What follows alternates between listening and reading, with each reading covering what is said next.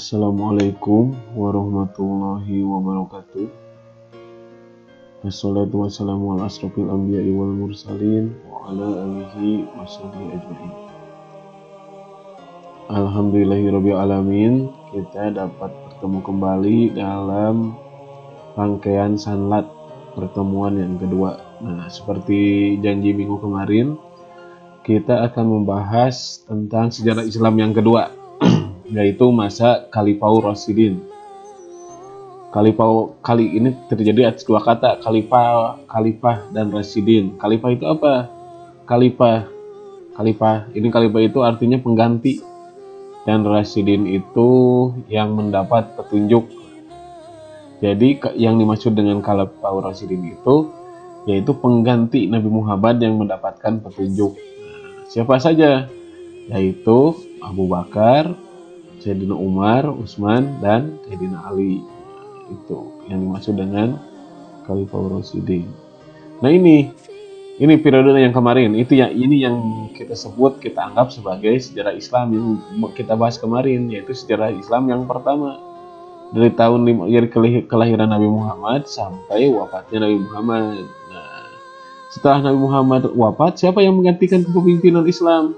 Nah, kepemimpinan Islam itu digantikan oleh yang tadi disebutkan, yang namanya Khalifaur Rasyidin atau pengganti yang mendapat petunjuk sampai tahun 661. Ingat ya, kalau kalian menemukan tanggal yang berbeda karena sumbernya berbeda. Nah, siapa saja pengganti Nabi teh? Yang tadi Abu Bakar, Umar bin Khattab, Utsman bin Affan, dan Ali bin Abi Thalib. Nah, itu yang dimaksud dengan Khalifaur Rasyidin.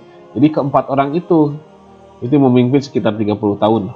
Dari tahun 32 sampai 661 Masehi. Nah, di sini ini yang dimaksud dengan masa Khalifaur Rasyidin, atau kita anggaplah sanlat sekarang itu sebagai masa sejarah Islam 2 kita bahas. Nah, sekarang yang pertama Abu Bakar Siddiq. Nah, ini kepemimpinannya paling singkat, jadi sekitar 2 tahun 8 bulan. Nama aslinya Abdullah bin Abu Quhafah At-Tamimi. Terpilihnya bagaimana? Lewat jalur musyawarah. Jadi Nabi Muhammad itu tidak menunjuk langsung siapa penggantinya. Ya, maka bermusyawarahlah kaum Ansor dan kaum Muhajirin. Kaum Ansor itu, kalau kalian lupa, itu yang menerima, Nabi Muhammad menerima kedatangan Muhajirin itu kan yang hijrah. Nah, ini yang menerima kedatangan kaum hijrah. Nah, apa yang dilakukan Abu Bakar ketika terpilih? Dia itu memerangi kaum murtad. Kenapa ada kaum murtad? Karena sepeninggal Nabi itu ada yang mengaku-ngaku, beberapa orang lah, Musaimah lah. Ada beberapa orang yang mengaku-ngaku sebagai Nabi gitu. Sepeninggal Nabi Muhammad itu yang diperangi. Abu Bakar juga memerangi orang-orang yang tidak mau membayar zakat gitu.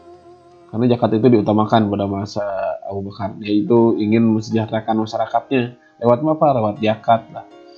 Jadi Baitul Mal seperti itu. Nah, terus Abu Bakar itu sakit. Ketika sakit, Abu Bakar itu dia bermusyawarah dengan para sahabatnya untuk menunjuk siapa penggantinya. Nah, terpilihlah yaitu Umar bin Khattab. Nah, ini Umar bin Khattab bin Nufail. Ini sekitar 10 tahun. Nah, terpilih lewat penunjukan langsung Abu Bakar. Tapi setelah Abu Bakar berkonsultasi dulu dengan para sahabatnya. Jadi takutnya berselisih, Abu Bakar berkonsultasi dengan para sahabatnya.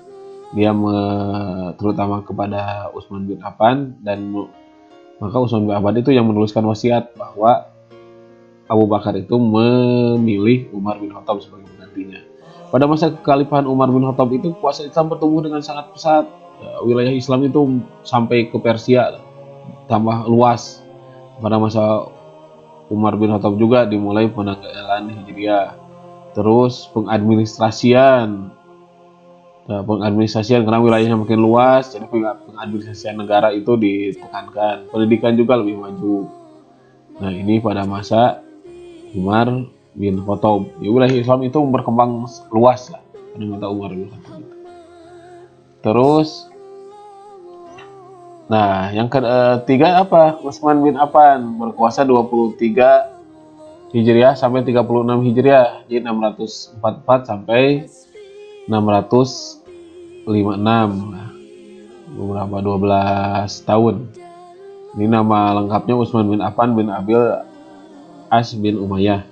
Terpilih lewat Dewan Presidium yang dibentuk Umar bin Khattab. Jadi Umar bin Khattab itu ketika sakit, karena dia ada yang menikam lah. Ketika sakit, dia menunjuk tim formatur yang menunjuk penggantinya siapa. Akhirnya dibuat Dewan Presidium dan terpilih Utsman bin Affan. Nah, apa kebijakan Utsman bin Affan ketika dia ini berkuasa? Yang paling menonjol itu dia menyeragamkan cara membaca Al-Quran, ditandai dengan penyusunan ayat-ayat dalam satu mushaf yang dinamai mushaf Utsmani, itu yang kita baca sekarang.